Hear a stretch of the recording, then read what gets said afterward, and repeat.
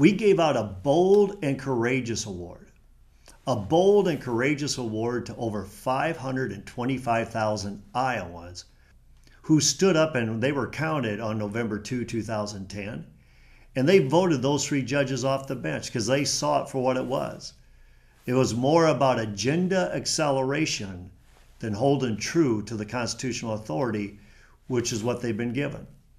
We had the opportunity to tune in and listen to the JFK Library Foundation Profile and Courage Awards.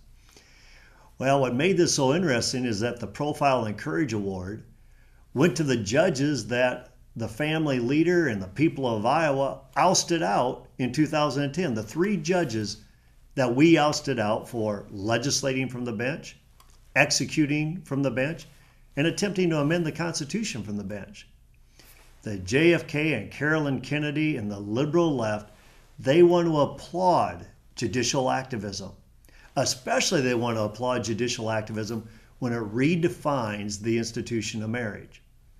A lot of people say, well, we voted out those judges because they redefined the institution of marriage. Yeah, that was a pretty good reason to vote them out, but that wasn't the only reason.